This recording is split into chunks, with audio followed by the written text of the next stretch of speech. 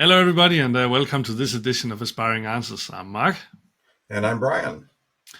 So, Brian, in the previous videos here, we have been discussing these challenges of too many projects clogging up the system and how to unstick it.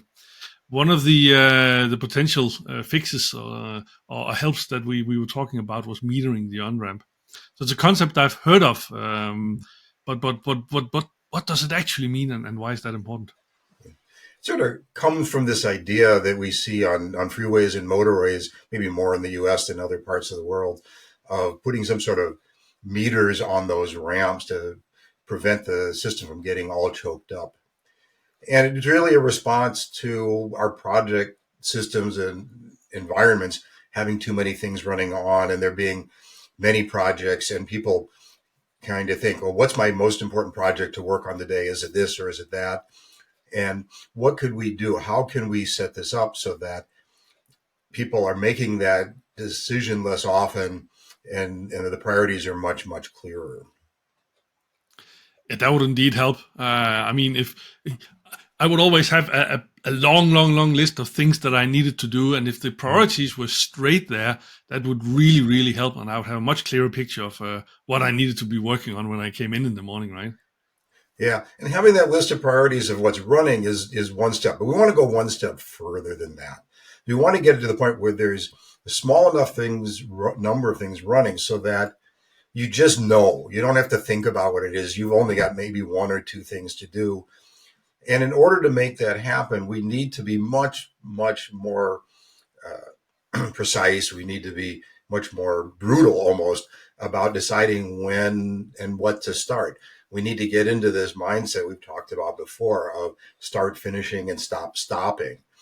And it's really about taking that prioritization from choosing among the things that are running to deciding what to start next, moving from a system where management and leadership pushes things in and changes that to something where the project teams pull in when they have capacity.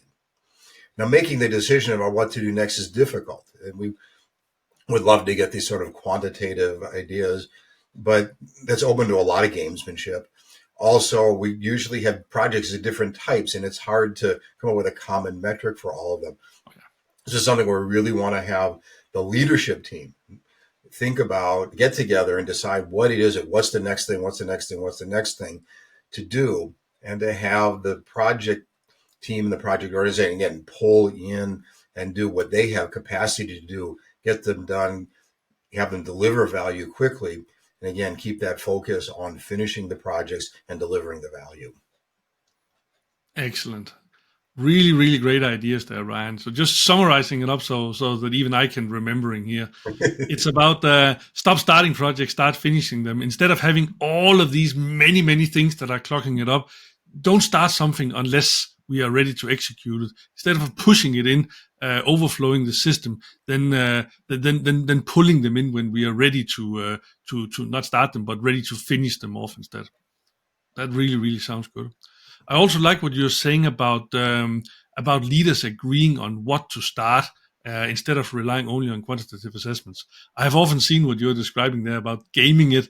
My business case is bigger than yours, so relying less on that and having leaders actually agree on what the right things to start are, so that also they are talking. They're agreeing on it, and they are all talking the same projects in agreement there. What needs to go. Really like that. Good. Thank you very much for that, Brian. Great stuff there. And for all of you others out there, if you got inspired by this video here, make sure you catch up on the other ones on our YouTube channel there. Make sure to subscribe. Thanks for watching today.